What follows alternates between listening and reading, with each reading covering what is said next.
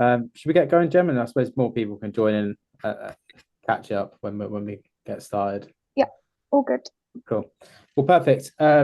So yeah, firstly, thank you to everyone who's in the lobby already. I'm sure there's obviously a few more people that are going to join. But yeah, myself and Gem are really excited to kick this off. Something we've been planning for quite a couple of months now. We know that APs are going back in September. There's a lot of things on top of your minds. And we really wanted to put this whole AP standard campaign to really help APs. We've been involved with APs for the last couple of years, working inside them. Our founder runs one. We specialize in supporting alternate provisions from a marketing perspective.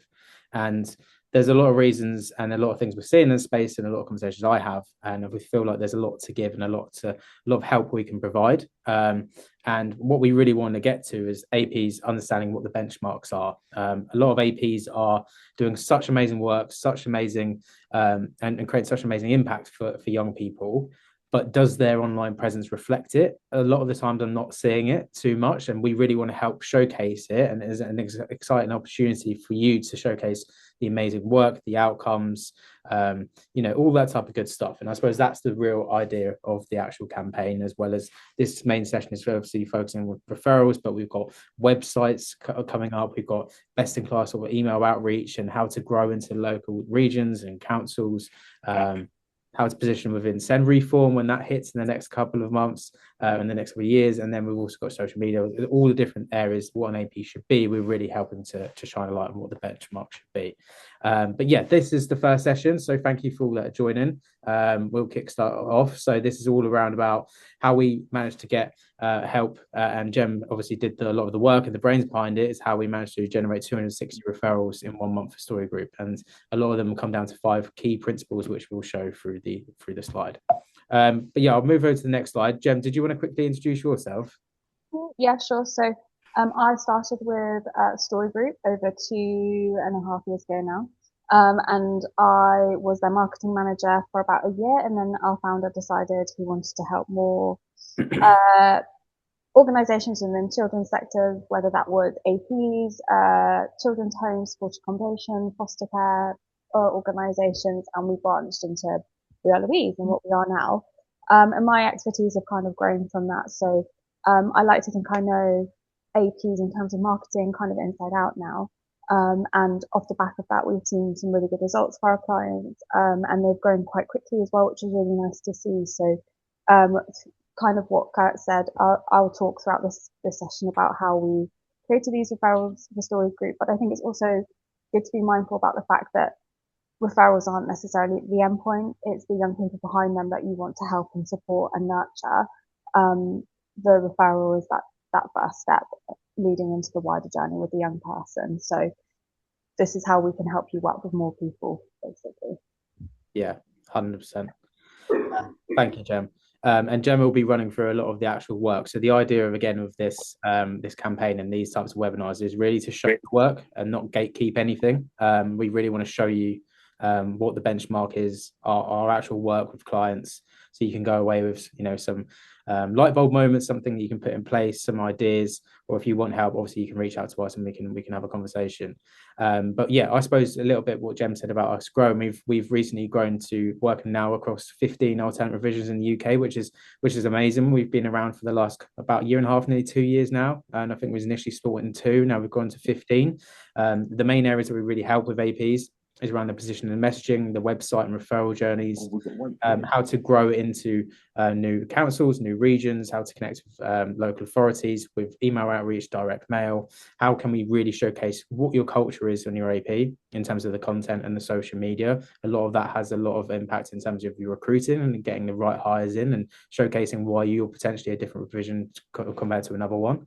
And then a big one, is going to be a big focal point for SEM Reform, is really showcasing your impacts and your outcomes. So what are you actually doing in terms of reintegration, attendance reporting, AQAs, ASDAN? Are you like actually, showcasing them things, or is someone just taking down the hood down for the first time? All of these different things really help to showcase and picture you as a really trustworthy alternate provision. So that's a lot about this, and we recently just picked up an award for an award for being the best in class sort of marketing agency for alternate provisions, which is really exciting for us, something we've worked really hard for. And that was at Jade Nevins Brown's AP event. And if you don't know who she is, she's absolutely unbelievable for anything to do with quality assurance and helping anyone who's potentially getting started within APs really set up in the right way. So if you need an introduction to her or any quality assurance issues, then yeah, come to me and then I can make you an introduction to her. So this is what we did for Story Group. So 260 referrals across multiple sites in 1 month, which was an amazing result. And like Jem said, this is not about just getting referrals in terms of what it is. That's 260 young people that can go on to the next chapter, and that's what this is all about. And what we don't want this to come across is like this is going to get you 260 referrals. This is, it is a benchmark showing what can happen when the whole referral system works together. We're going to showcase what the 5 principles are, but it's not say you're going to go and get it. But I suppose the usual question is not how do we get 260 referrals, it's what did Story do, or what have they done through the past has really helped to create that consistency and made that 260 possible. Jem, did you want to cover this bit in terms around the referrals? Yeah, for sure. So I think what's really important to remember is that with Story Group, I am a massive advocate for running integrated campaigns. So what that looks like is, what does your social media look like? How does that speak to your email marketing if you're doing that as well? How does that speak to your website? How does that speak to any direct mail campaigns that you might be running as well? So everything kind of coincides with each other to make sure that you're top of mind with local authorities, schools, whoever your referrals might be, in as many different platforms or ways that you can possibly reach them. So that's making sure that we're keeping you top of mind, your branding that's consistent, your messaging is consistent, you're saying the same thing across all different platforms or forms of marketing. Otherwise, if you're saying one message on your social media and a flyer you're sending out says something else, but your brochure's 5 years out of date and you haven't updated it and you're not showing the things that you're doing with young people, a local authority might not necessarily buy into you or trust you. So it's just making sure that you're consistent across everything. You're staying up to date, you're sharing quite consistently on your social media, sharing videos, up to date images of young people, being mindful of consent and making sure you've got the right permissions to show these young people, but also making sure that everything is up together and consistent across all platforms. Perfect.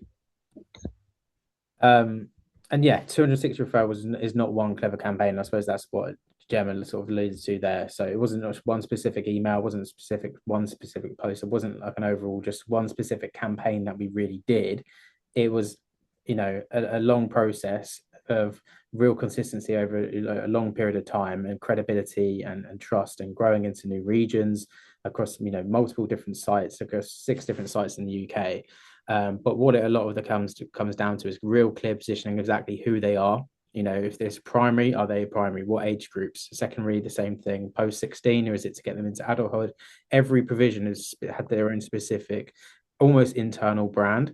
So that really helps paint a picture when a young person comes to someone's desk, and who are they going to be right for? They know instantly what provision they could be right for, and that's what Story is really, really good at doing, is making it super, super clear that as soon as someone goes on the website, they know how to interact and what's right for that young person. So you can see some of our client work now. We've recently just launched Sherlock's website, which is a super cool brand and was something that we're really helpful with. So you can sort of see that scrolling through on the right hand side. But one thing I would love to do right now is just to just ask yourself, an honest question at the moment, and just start saying, is your AP really obvious? Who your AP is for. So if someone's going on your homepage, is it specifically super clear exactly what you do, what makes you different? Who is it specifically for in terms of the young people? Is your referral route easy to find? Is there a super clear interaction in terms of make a referral? What's the process to that referral process? Is there a referral form online within like a couple of clicks? Is safeguarding obvious? Like, is your policy shown? Is revision shown? It's a real big one. So can someone actually really get to see what your provision is like? Or what, unfortunately, a lot of APs is a lot of stock imagery and initial claim of exactly what the type of practice is, but you're left sort of guessing of exactly really picturing what a typical AP looks like. Is your impact visible? So is there like things like reintegration stats or attendance stats, or how many young people that you've impacted? Is your leadership team and culture visible? We know that there's so many APs starting up across the UK, which is amazing. And in order to get recognition and get credibility and get people to know you, it's so super important that people know you for why you're doing it, your story, your background, your vision, and what you want to do and help achieve for young people. And could a commissioner easily explain your provision confidently to someone else? So is your AP super memorable that they can explicitly say, oh yeah, that young person's coming to me, I think they'd be perfect to place at X or Y or Z? Because at the moment, what we've seen, a lot of feedback we're getting is it's a bit safe in terms of a lot of councils will probably refer to the people and the APs that they know best and they feel more comfortable with. Whether they're showing themselves online correctly or not is one thing, but they feel that they've actually got a relationship with someone like that. And I think that's what we're really trying to show is so many APs are doing amazing work, but it's really time to start showing why and showcasing how amazing you all are, basically. But yeah, if you could have a little reflection on that, I think that'd be good.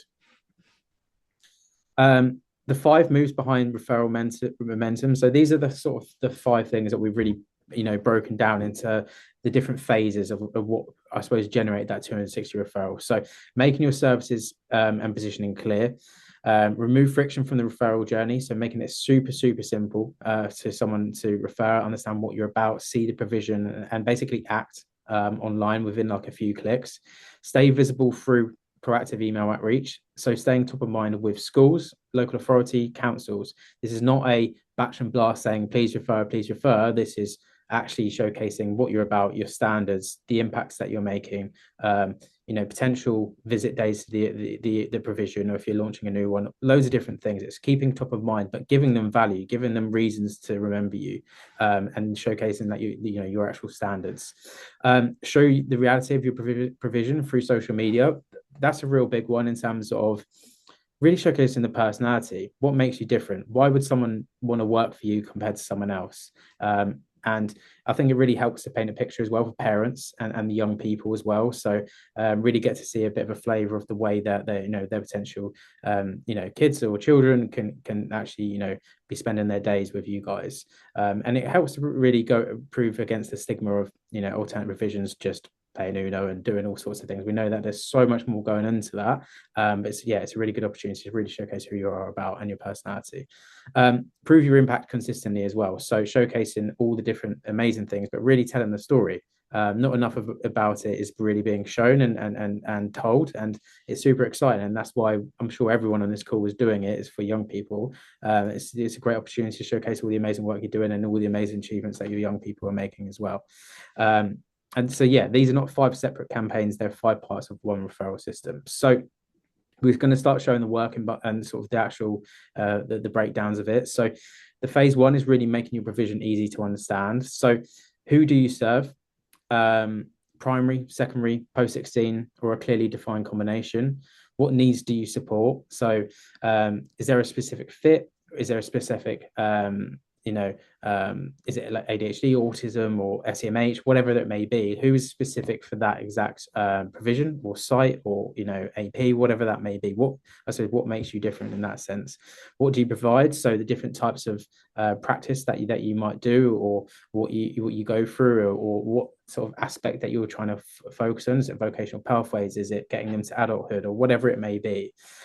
Where do you operate? Super clear in terms of your sites and your regions and delivery models. So they know how to interact. LAs and councils know how to interact with you if they've got young people from different areas. And then why choose you? So what is genuinely distinctive about your model, people, or outcomes? So I think sometimes that's some of the things that I get left confused by a lot of times when you go into a provision. It's like, what makes these guys different to someone else? Or you really want to see it because a lot of the times you see, like, once I speak to a founder or once you visit a provision or whatever it may be, I really get it. They're like, we're amazing. No one's like us. And I genuinely feel it and I genuinely believe it. But when you go on a website, you just don't see it. And it's a bit of a shame because it's it's super important. And that's what we really help to do. But yeah, that's in terms of positioning is that. Jem, over to you. Yeah. So we've got some examples here of the websites that we've worked on previously. So AS2 Educate we launched earlier this year. We went through a rebrand with them and went through their messaging and positioning with them. And they're based in Bedfordshire, so we made them kind of stand out against their competitors in that area.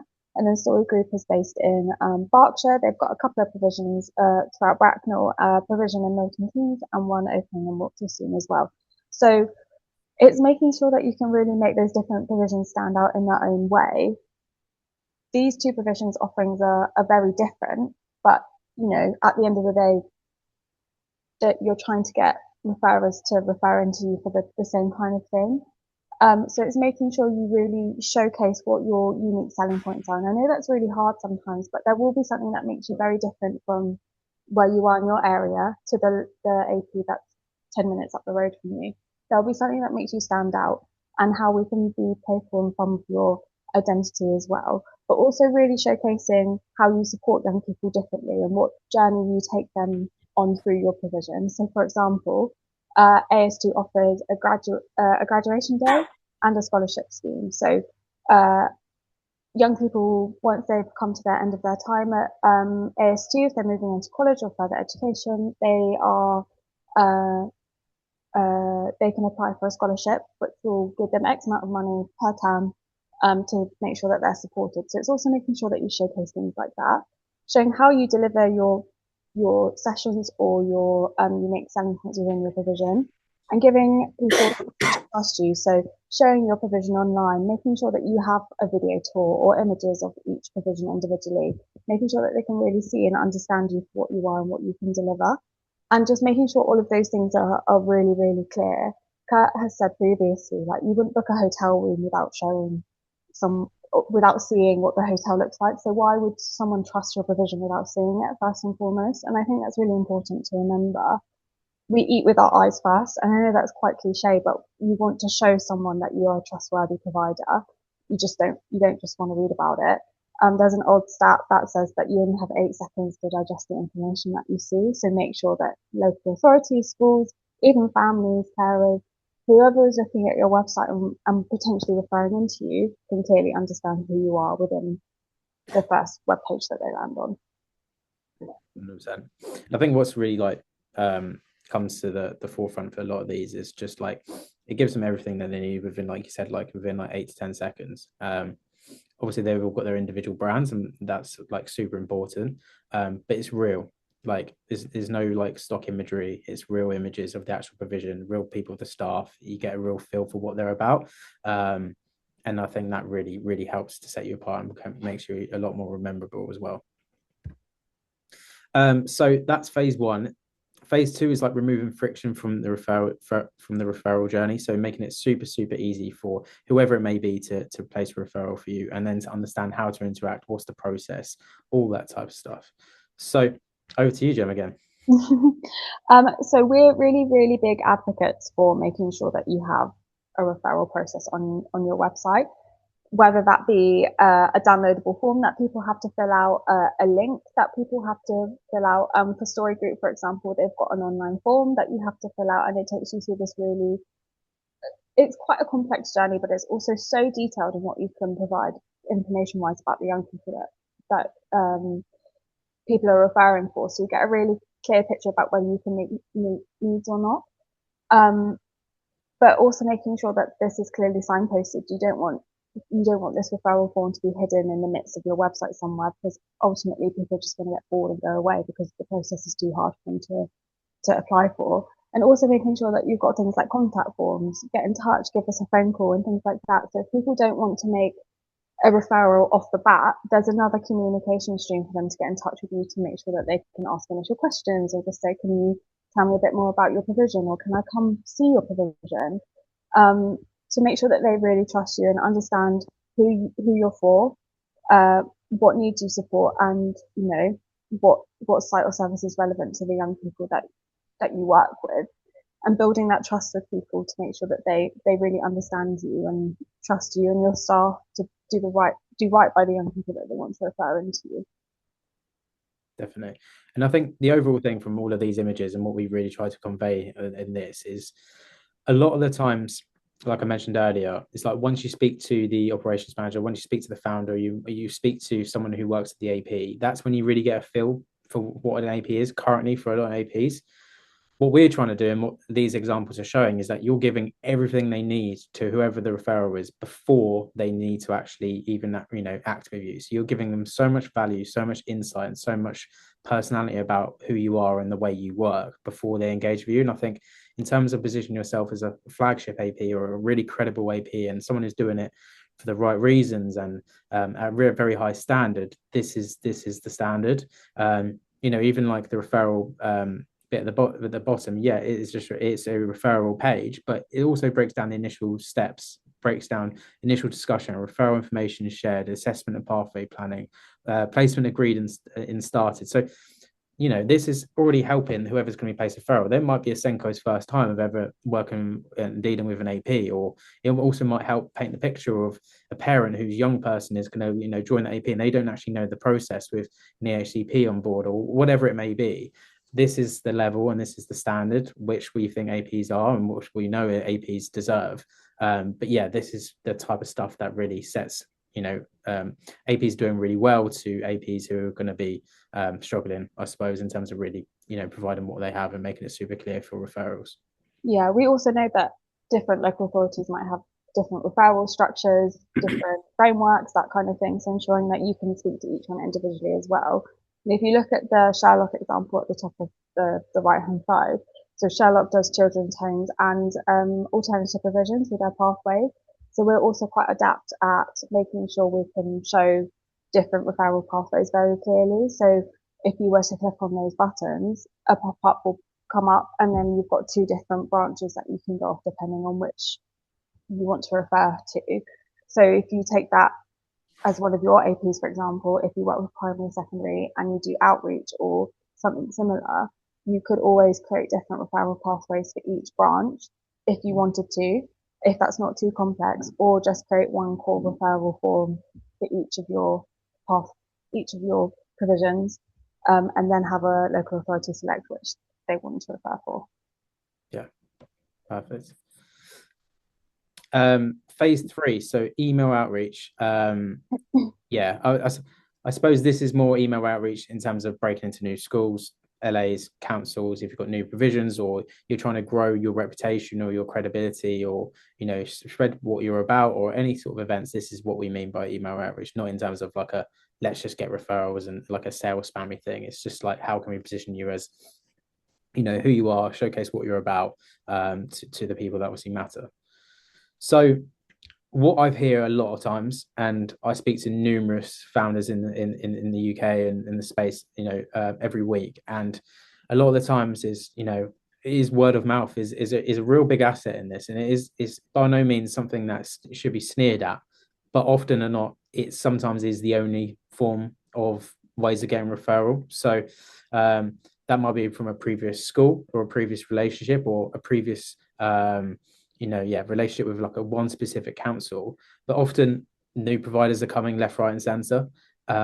Things change, as life moves on. It's like having just one sort of bank and one sort of trusted person as a place of referral can be a bit risky.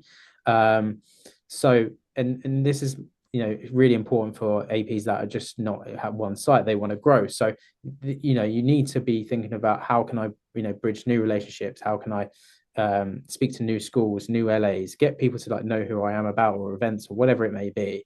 So yeah, it becomes fragile when you open a new provision and people are not familiar who you are or who the founder is and why you do what you do or enter a new region. And yeah, you need relationships with different local authorities and different areas. And yeah, I think referrers can then only hear from you when you want something as well, if you've got that one-to-one sort of only relationship with them. So it can leave some APs in some tricky situations.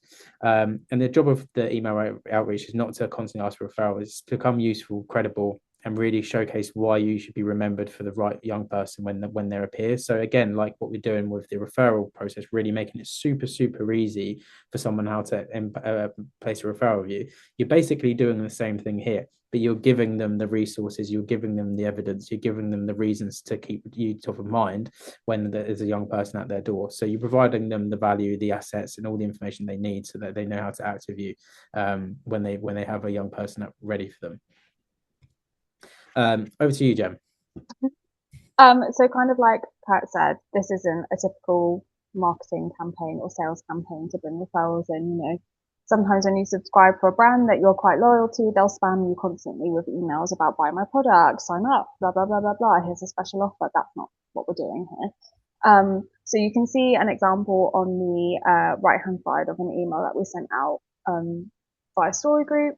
And it's making sure, it's kind of going back to what I said at the beginning about making sure everything is cohesive and reads across all platforms as well. So what I tend to do, without giving away too much, is send out bi-weekly emails instead of an email every week, 2 times a week. That's too much. Local authority schools, they don't want to hear it, they're too busy. But what these emails are here to do is just keep you top of mind. Hi, we're here, this is what we've been up to. We can support young people if you need, but if you've got any questions, we're here for you to reach out and ask, basically.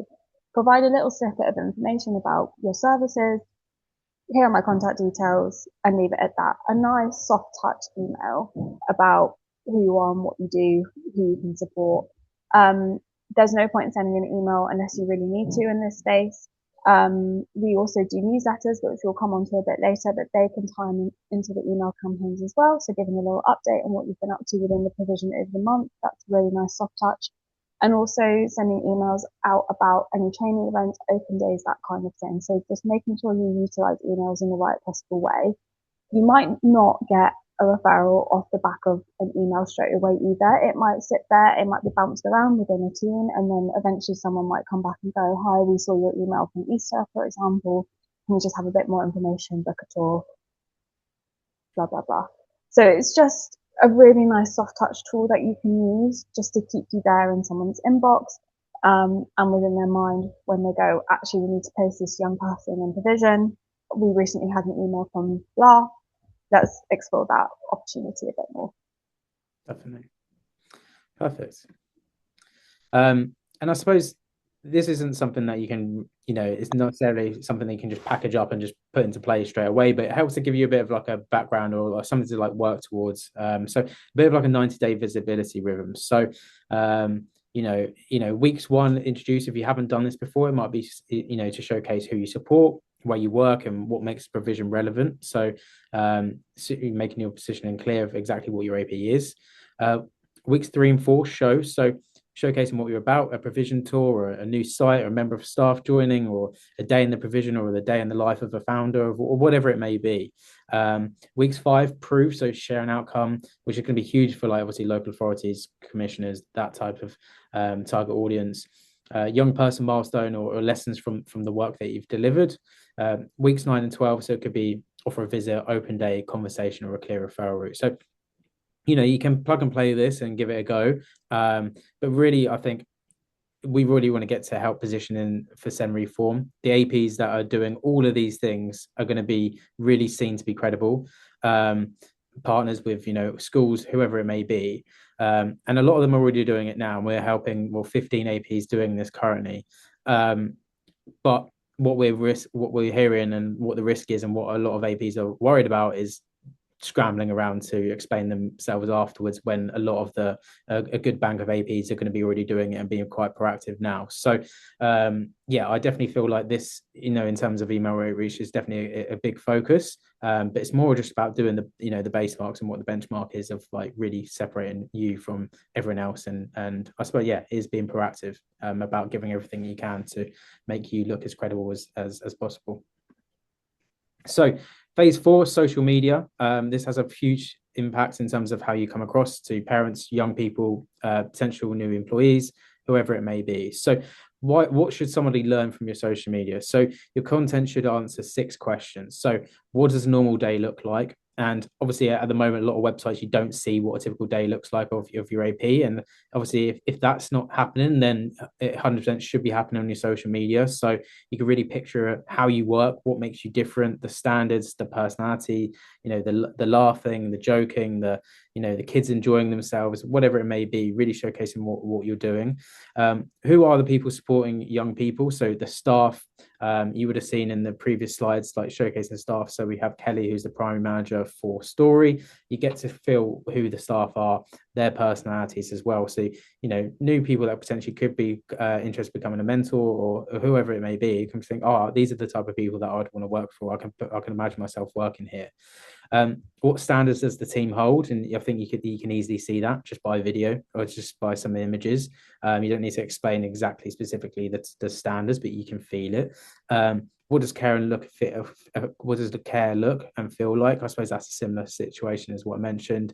How do young people make progress? So you're showcasing the journeys, whether it's ASDAN, AQAs, all the different challenges and progresses that they're making. You can show that, and what makes this provisions different. And I suppose there's lots of things that I'm sure you can do and you can think of, but those are some of the benchmarks, exactly what can really help position you as a different provision across your social media. And it can be quite exciting and quite a good bit of fun for everyone involved as well.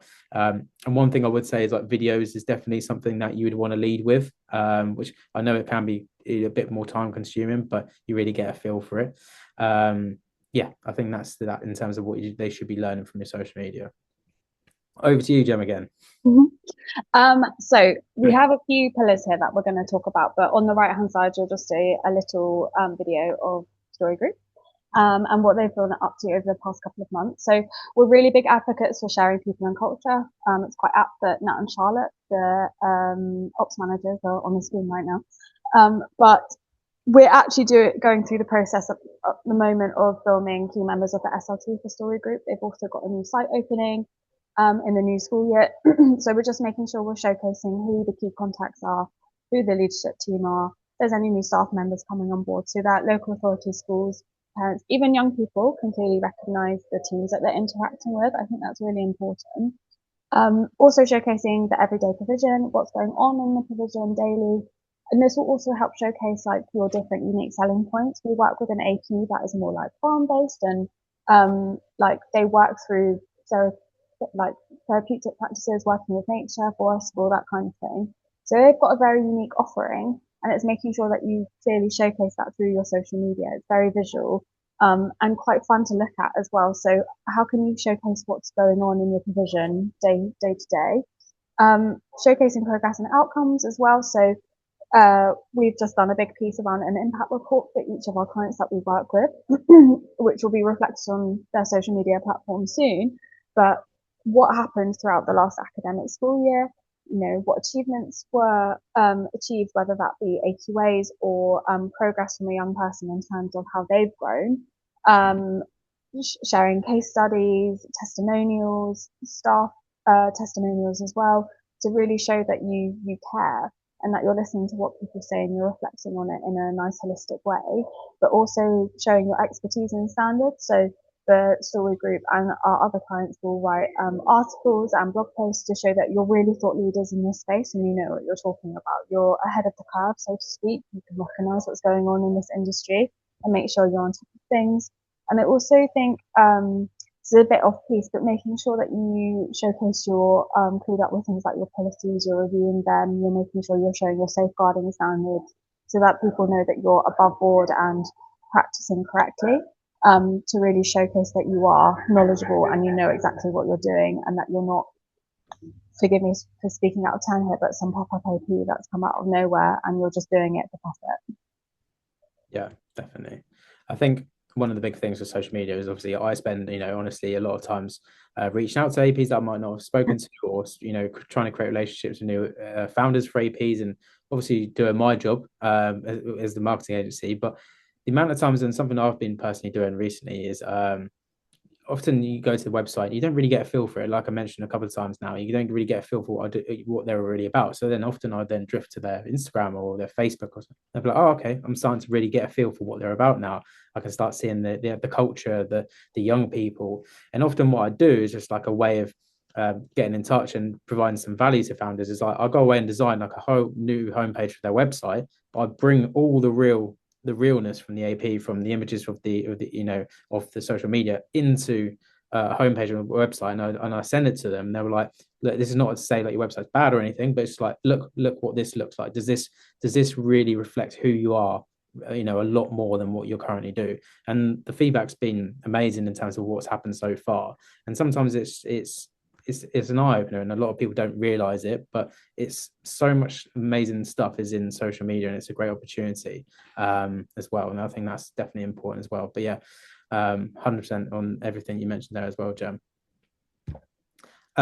Phase 5, newsletters, impacts and outcomes. This is definitely Gemma's bag. In a nutshell, this is her passion. So I'll hand it over for Gemma on this one. So one thing that I've found with working with APs is that you're doing all this incredible work and you're not really talking about it. And I get why in some respects, like this is why you do the work you do. You're here to support young people, whether that be to reintegrate back into education, start them on another journey, whether that be to learning a vocation or achieving an AQA or whatever that might be, but you're not showcasing that then the numbers that you're getting out the back of it. So I really, really feel more APs need to show their impact outcomes, share that in newsletters, emails, on your website, whatever it might be, but you need to start shouting about it more because that's a clear indication of what you're doing and how you're doing it with young people. And it's also a good benchmark. Like I spoke a minute ago about the impact reports. So this year we're doing impact reports for all of the clients that we've started working with. And then next year we can do one and reflect on the difference in progress between the 2 years and say like, this is how well you've done and this is how many young people you've worked with over the past 2 years and so forth. On the Sherlock website that we've done recently, we've also got a full page dedicated to impact and outcomes to showcase exactly what work they're doing with young people throughout their AP division and their children's homes. And I just think it's so important and vital. You can also direct local authorities and schools directly to this page to say, if you're asking what we're doing, here's what we're doing. We can show you. We can really showcase exactly what we're doing for these young people that we're working with, which will make them trust you more and more likely to refer to you. And we're well aware that milestones don't necessarily mean a young person is reintegrated or they've passed GCSE, or it doesn't have to be academic progression. It can be this young person attended every session this term, whereas last term they were off by lunchtime because they were overwhelmed and didn't want to engage anymore. They became dysregulated and had to leave site. They pulled their hood down, whereas when they started joining us, they always had their hood up and they were wearing a balaclava. That kind of thing. We can recognise those as progressions in a young person as well. And they're real. They're real young people's stories that you're sharing. So we're also aware that you have to be price sensitive with them and share them in a way that is appropriate. Definitely. My favorite one's always like when you hear someone who's like a young person, they've been at an AP, then they end up working as like a mentor themselves. I always love hearing them stories, and you hear it quite often, but they always put like a smile onto my face when I hear them ones. But yeah, here's the evidence and what Gemma's mentioned about the Sherlock examples and the impacts and outcomes. Did you want to run through this bit as well? Yeah, so on LinkedIn, there is a free feature on your group page. If you set one up, that is the monthly newsletter. So with this newsletter, people can also subscribe to it. So when you publish out a newsletter on LinkedIn, if someone has subscribed, it will automatically email them to say that, hey, there's a new newsletter for you to read. Which is just a really nice free tool that I don't think many APs are really utilising. But it's something that we do for all of our clients. We're always trying to do a newsletter as a reflection piece at the end of each month on what they've been doing. And then we can also send that out in emails and pop it on the website as well for an SEO side of things without getting into the nitty gritty. But they're just really helpful and impactful. And you can send them to parents and carers as well, to schools, to just say, here's exactly what we've done and how well it's going. Cool. This bit as well? We've touched previously on direct mail campaigns. So we live in a very digital world at the moment. So I really, really love sending out physical mail to schools and local authorities. They're really nice hooks to say, this is what we're up to. We're still here. Remember us, look at us, keep us top of mind for if you want to make a referral. So one thing that we've done in the past is sent a letter and a flyer out to local authorities and schools to showcase, let's take Story Group for an example, who they are, what their offer is. And we'll do this at certain points throughout the year. when we recognise a referral pattern, just to make sure that you're remaining top of mind. If there's a new site opening in an area, I'm also a massive advocate for sending out direct mail to local authority because emails can very quickly get lost. These people are very busy.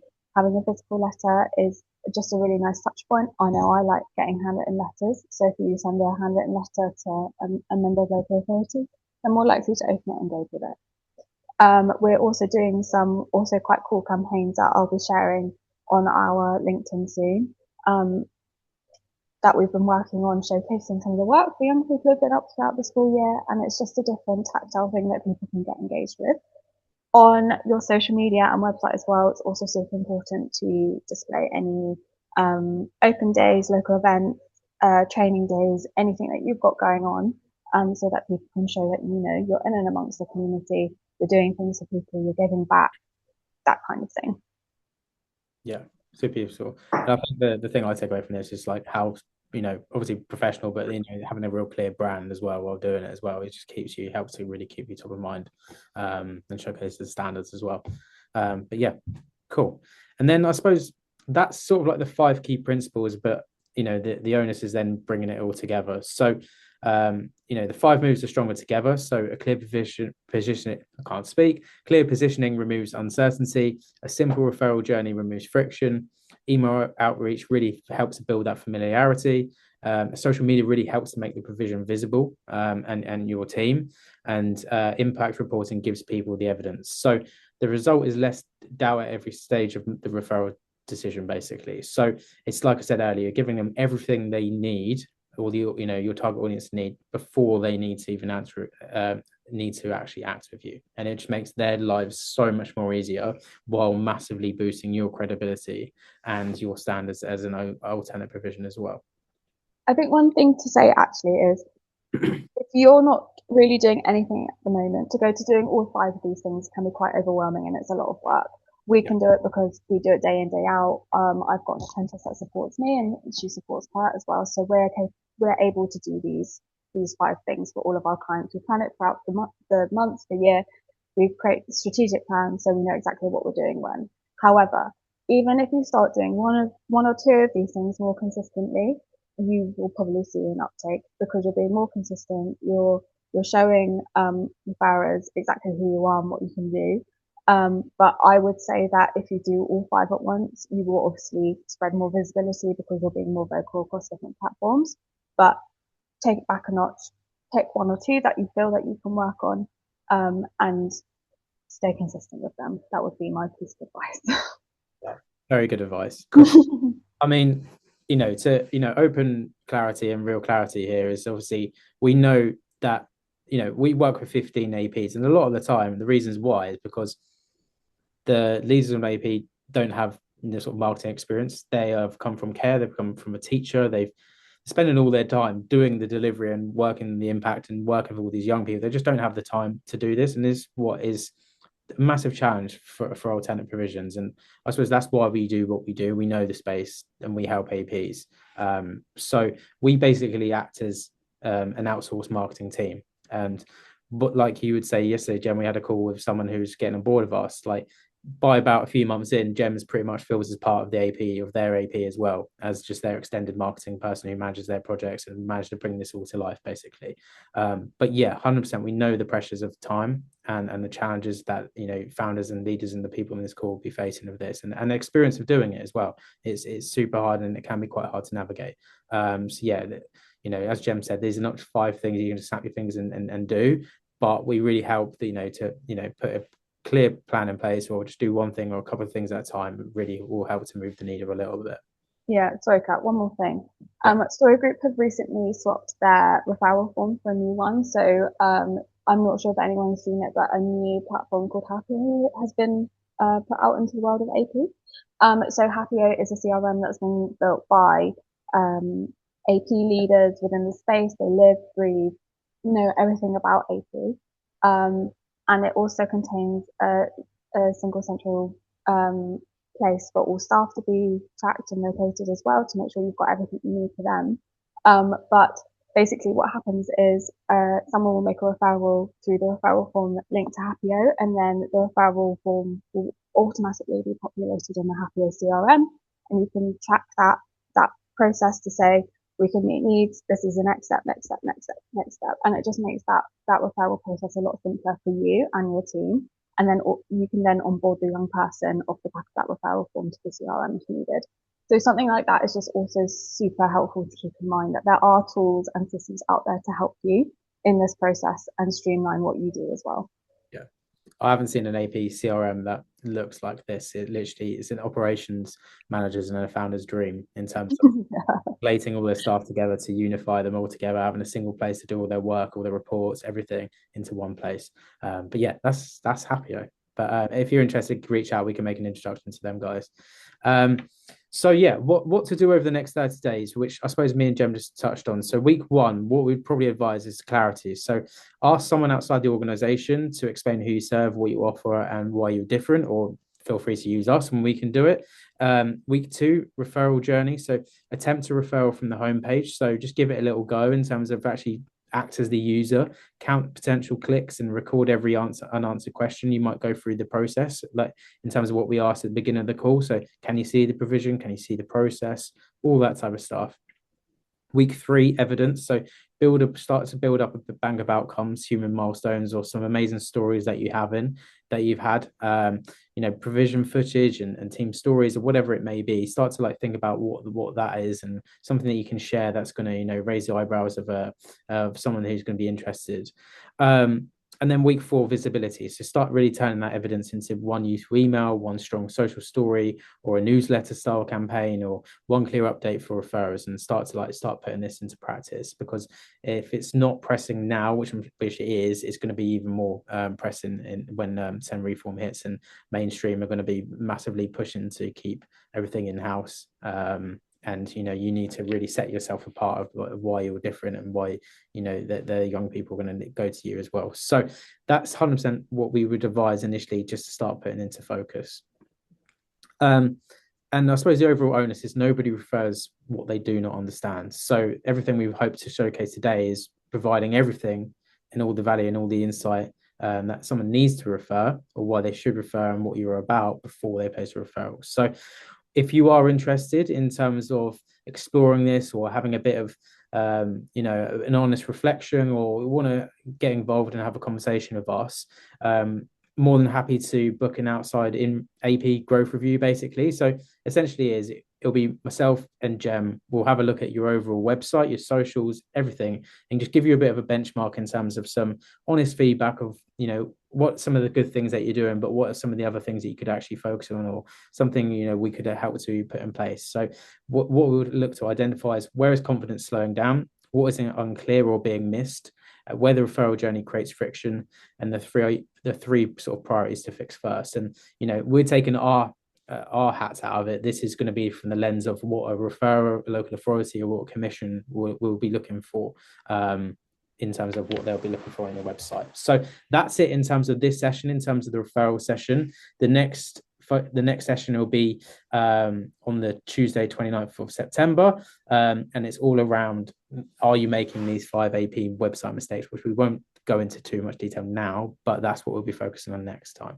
But we've actually we've given ourselves a bit more time than we typically have done. We normally try to squeeze everything in 40 minutes, but this time we've got an hour. The reason being is that we would love to have a bit of input from you guys. If there's any questions, or if there's anything you want to open up or delve into deeper, or something that you want to ask, yeah, feel free to have a chat. We'd want this to become a bit of a forum where we can help and share some examples as much as possible. So I suppose over to you if you've got any questions. Hi there. I've got a question. Perfect. Hi, Steve. Hi. So we run a forest school in Somerset, Wiltshire border, and AP has become sort of, in the last couple of years, really, we've started getting into AP. But so how, from a marketing perspective, would you balance that if we're also speaking to followers who are interested in our toddler groups, birthday parties, holiday clubs? Like, a lot of the focus here has been on like how to really make ourselves come across as a sort of AP powerhouse, whereas actually that's sort of part of what we do. Any suggestions on how we sort of find that balance? Is it, creating a different brand for AP, or, marketing channels? So what I would probably suggest doing is it starts to get very, very complex very quickly when you start to create different marketing channels for each individual asset of your business. It becomes messy. Some social media channels will never be used because people don't have the time or they forget about them. What I would suggest doing is creating sub brands for each of your arms of your organization. So if you've got a nursery, you could be, I don't know your AP's name, I apologize, but I would call it like Forest School Nursery, Forest School AP, Forest School Events, whatever you have within your branch, you can clearly identify it. Create a nice logo for each of your, like a core logo, so to speak, for your brand. And then you could just have a word mark that says the name of that branch. And then on the website, you just create very clear journeys for each of the categories. So instead of having it all on one page where information can get very easily lost, you'd have one for your nursery offering, one for your AP offering, and one for something else, so to speak. And just make sure there's very clear journeys on your website for each of these pathways so that different referrers or people who want to make an inquiry can go on those journeys independently instead of being lost in the source of everything else going on. Does that kind of answer your question?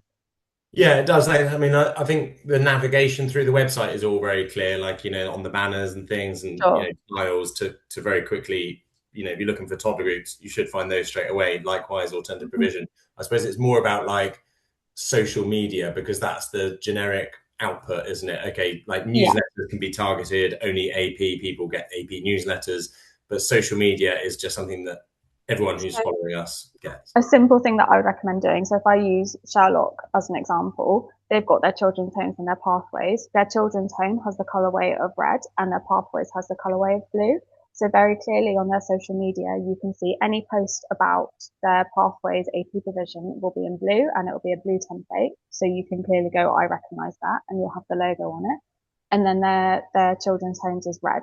So again, you can really clearly identify that's exactly what they're talking about. So you can start to be more creative and clever that way and having different like colorways and color palettes for each of your individual sub brands so that it can clearly be recognized in your social media. Great. Okay, thanks. And one other question was sort of like it was great to get your email and out the blue. I guess that means we're doing something right because you've searched for alternative provisions to market your offering to, and you found us at least. But kind of what's your goal with this? Like like is it to attract more clients, presumably to offering your marketing services too, or? It's a real good question. So overall, our founder is on a mission to positively impact 1 million young people, basically, by 2030. He runs numerous organizations, so children's homes, APs, you name it. He's got a lot going on for alternative. But his background was in marketing.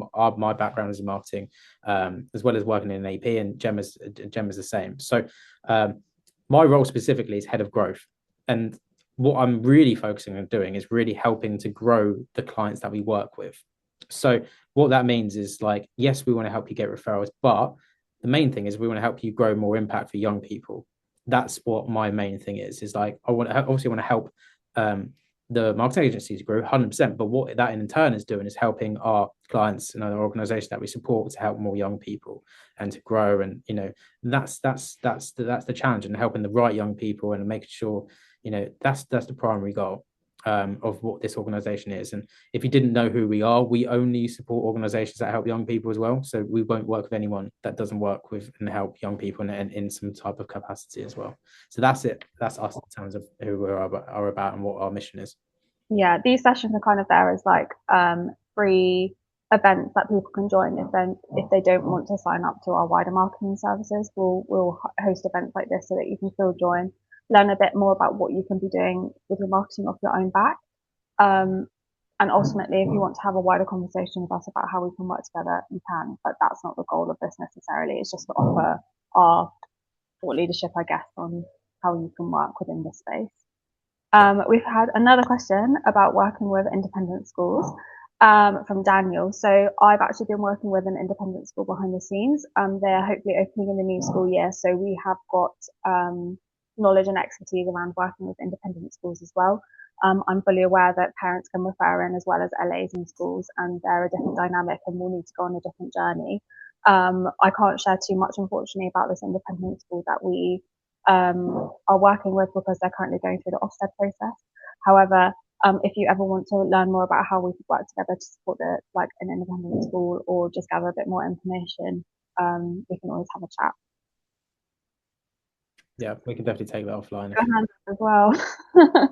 Sorry? Kirsty's put her hand up. Hello. Yeah, just wondered if I could ask a question. Sorry, typical teacher putting my hand up. Just wanted to ask about, so we have been running for a few years. We've got sort of commissioners that come back to us. We've never really marketed. As you said earlier, it's very word of mouth, and we're opening our first physical site in the next few months. So my question is about, what have you got any kind of advice for getting the word out there, sort of opening up the conversation with local authority commissioners when you're kind of a brand new on AP Centre? Sure. So I guess my first point of contact would be sending an email to LAs in your area, whether that is your direct local LA and ones within like a 20-mile radius, because you never know where the referral is going to come through. I would say typically people will refer from like a 30-mile radius. If it's an hour drive, that's doable. Then what I would do is like a second phase of sending out an invite to your open day, like a physical invite, welcome, like here it is, here's a nice invite for you to pop on your the fridge in the office or something like that, so that other people can see it. And then I would also work that into your social media strategy as well, making sure that you show that invite again on your LinkedIn specifically and Facebook. But there also might be other local authority groups that you can join on Facebook as well, and you can say, we're having an open day on X date, come join us, it'd be lovely to see you. And then having a nice plan for your actual open day. I'd recommend getting someone there to take photos and video as well, so you've got that on record. What you can also do is set up an Eventbrite event for your event, and it can be a free ticket that people sign up to, so you have a rough idea of how many people will be joining, and then it keeps that tracked in a nice place for you instead of creating another random spreadsheet that you have to keep referring back to and putting in people's contact details. So everything's in one place. But I would kind of do it in those steps. So email, direct mail, social media, and then just send out another reminder email towards the event and say, hey, you coming? I hope that helps. Yeah, good. It'd be really good to set up a chat actually and have a talk through that in a bit more detail. Yeah, of course. More than happy to help. Thank you. Let's do it. Sounds good. Any other takers? We've got 2 minutes left. I know Zoom doesn't like to mess about, so I'm not too sure after an hour it just kicks everything. I've got another quick one. What's the website for Sherlock? You were showing that. What's their It is sherlockhealthcare.co.uk. Sherlock Healthcare. Healthcare.co.uk. Thanks. Pleasure. Yeah, that's one of our most recent ones that's just gone live. I think we wrap it there. And if anyone's got any further questions, just reach out. Yeah, definitely. I'll send a follow-up email shortly after this, probably of the recording. If you want to have a conversation, then yeah, off the back of the email, get in touch and we can put some time in. Yeah, and then I can share also maybe our LinkedIn profiles, get connected with us. And yeah, any questions or if you need any support down the line, reach out because we'd love to connect and help. Love it. Thank you so much, everyone. Thank you. Enjoy the rest Thanks, of the day. everyone. Take care. Have a good day. Cheers. Bye. Thank you.